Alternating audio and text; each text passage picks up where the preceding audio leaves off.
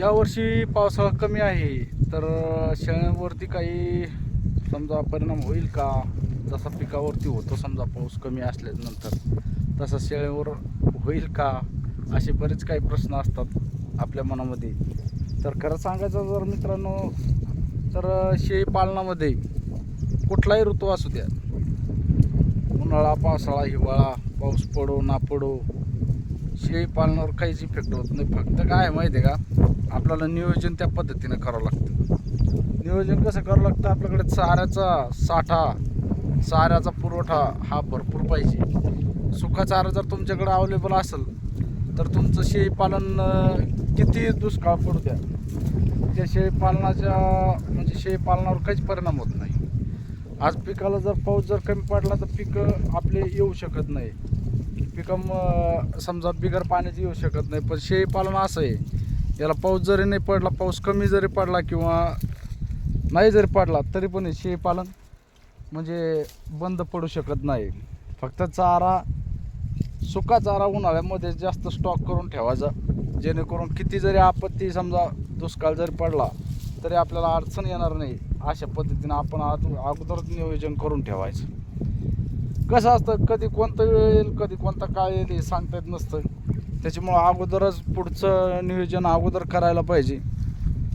कडबा असो, बुचकट असो, त्याच्यानंतर कोणी मुरघास करतं. मुरघास आपल्याकडं आपण तर नाही केला आतापर्यंत. ते आपल्याकडं म्हणजे पाण्याचं प्रमाण कमी असल्यामुळं आपण मुरघास करत पण नाही. आणि आपल्याकडं क्वांटिटी कमी असल्यामुळं सध्या आपल्याकडं 6-7 शेळ्या आहेत. आणि त्याच्यामुळं आपण जास्त नियोजन चारायचं लागत नाही आपल्याला. पण इथून समोर जेव्हा आपल्या शेळ्या वाढतील तिथून समोर आपल्याला मग चाऱ्याचे नियोजन जास्त प्रमाणामध्ये करावं लागेल. तर सांगायचं तात्पर्य एकच, पाऊस पडो अगर ना पडो, शेळ्यांच्या बोकडाचा भाव कमी होणार नाही, शेळ्यांचा भाव कमी होणार नाही. आपण म्हणतो पावसाळ्यामध्ये समजा, कशामुळे पावसाळ्यामध्ये कमी होतात शेळ्यांचे भाव, कारण की जास्त प्रमाणामध्ये पाऊस जर असेल तर त्यावेळेस शेळ्या बिमार पडतात, काही समजा दगावल्या जातात. त्याच्यामुळे लोक काय करतात, शेतकरी लोकांच्या अडचणी असतात. मी स्वतः शेतकरी आहे. आज बिया भरण्यासाठी शेतकऱ्याला शेळ्या विकावं लागतात नाविलाजानं कमी भावामध्ये, आणि आपलं बी, खत, औषध हे सगळं आणून ठेवावं लागतं ऐन वेळेवर. त्याच्यामुळं काही कमी प्रमाणामध्ये विकतात. तर खरं सांगायचं म्हणलं ना, तर शेळीपालनासारखा कुठलाही व्यवसाय नाही आहे की याच्यामध्ये शेळीपालनामध्ये तुमचा शेळीपालनाचा भाव म्हणजे बोकड्याच्या मटणाचा भाव रिवर्स येणार नाही. तुमच्या शेतातील मालाचा, पिकाचा भाव रिवर्स येतो. ज्यावेळेस आपल्याकडे जास्त असेल त्यावेळेस त्याचा भाव कमी होतो, आणि ज्यावेळेस आपल्याकडे नसेल त्यावेळेस भाव जास्त होतो. कापसाचा असू द्या, तुरीचा असू द्या, सोयाबीन असू द्या. आता सोयाबीन 7,000 रुपये चालेल, 7-7,500 रुपये. पण आपल्याकडे आहे का? आज आपल्याला घ्यायची आहे त्यांच्याकडून, कारण की आपल्याला लागवडीसाठी घ्यायची आहे, पेरणीसाठी. तर त्याचे भाव आता सध्या 7,000 रुपये चालू आहे, 7-7,500 रुपये बस. तर असं आहे मित्रांनो. त्याच्यामुळं माझं सांगण्याचं तात्पर्य एकच आहे की हे जे आहे ना, तर शेळीपालन तुम्ही कुठलाही दुष्काळ पडा, काही झालं तरी तुमचं शेळीपालन बंद पडू शकत नाही. फक्त एकमेव व्यवसाय हाच आहे. बस बस, बोकड बोलतो, परेशान करतो. आज शेतकऱ्यांना बिये भरण हे घेऊन ठेवलेलं आहे. पाऊस कमी पडो, पुढं चालून कमी पडतो का जास्त पडतो, पण आज त्याला तेवढा खर्च करावा लागलेला आहे. सरकीच्या बॅगी, सोयाबीनच्या बॅगी, खत, औषध हे सगळं स्टॉक करून ठेवलेलं आहे. पुढचं सांगता येत नाही. पण शेळीपालनामध्ये असं नाही. शेळीपालनामध्ये तुम्ही जो गुंतवणूक केली शेळीपालनाची, याच्यामध्ये तुम्ही लॉस येऊ शकत नाही.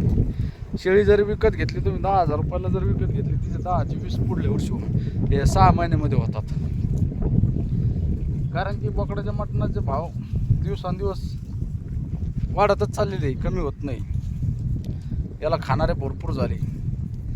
त्याच्यामुळं शेळीपालन हा एकमेव व्यवसाय शेतकऱ्यासाठी खूप फायद्याचा आहे. शेतकऱ्यांना जेणेकरून शेतीला, आता मी तर म्हणतो शेतीला जोड व्यवसाय नाही तर शेळी पालनाला जोड व्यवसाय म्हणून शेती असं करायला पाहिजे. जास्त प्रमाणामध्ये शेळी पालनाकडे लक्ष द्यायला पाहिजे, कारण याच्यामध्ये प्रॉफिट जास्त आहे. शेळी पालनासारखं प्रॉफिट कोणत्याच पिकामध्ये नाही. याच्यामध्ये प्रॉफिट भरपूर आहे. आणि सध्या ट्रेंडमध्ये जर म्हणलं तर शेळी पालनाची कोणी जो तो उठला शेळी पालन करतोय. आणि खरं सांगायचं म्हणजे ना, याचा अभ्यास पण पाहिजे थोडाफार. एकदम तुम्ही उंच भरारी घेऊ नका.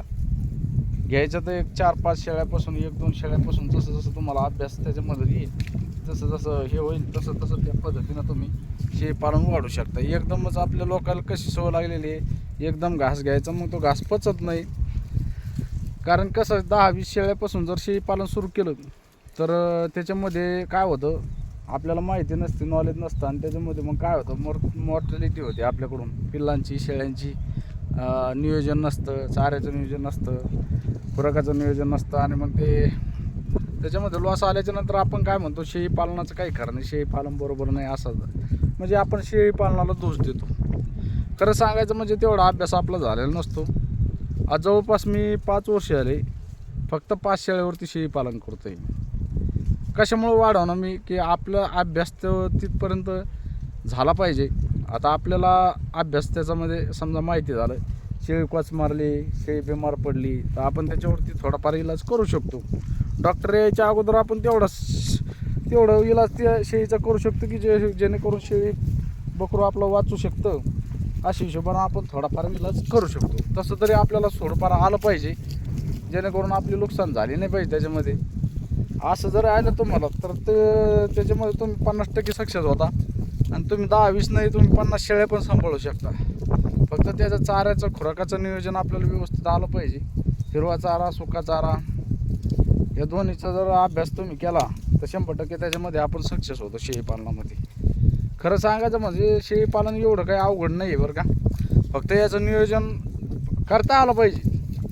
जशी आपण शेती करतो, शेतीचं नियोजन आपण वेळोवेळी खत औषध देतो, ज्यावेळेस पाणी द्यायचं त्यावेळेस पाणी देतो. त्याचप्रमाणे शेळी पालनाचं आहे. शेळी पालनामध्ये ज्यावेळेस बिमार पडते शेळी, त्यावेळेस आपल्याला ताबडतोब तिचा इलाज झाला पाहिजे.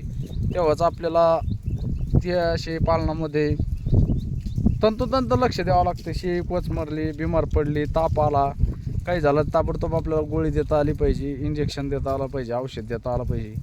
असे बरेच काही गोष्टी त्याच्यामध्ये आपल्याला शिकल्याच्या नंतरच आपण जास्त प्रमाणामध्ये, जास्त क्वांटिटीमध्ये शेळ्या वाढू शकतो. खरं सांगायचं म्हणजे आता आपण 10 शेळ्यापर्यंत यावर्षी करणार आहे, जास्त प्रमाणामध्ये नाही. समजा जसं जसं वाढन तसं मग पुढं बघू.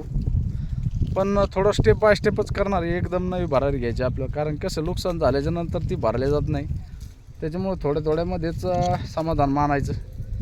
जेवढं थोडं असलं तेवढं फायद्याचं राहतं. कारण त्याच्यामध्ये आपली व्यवस्था चांगली करू शकतो आपण. त्यांचं खानपान हे सगळं व्यवस्थित होतं.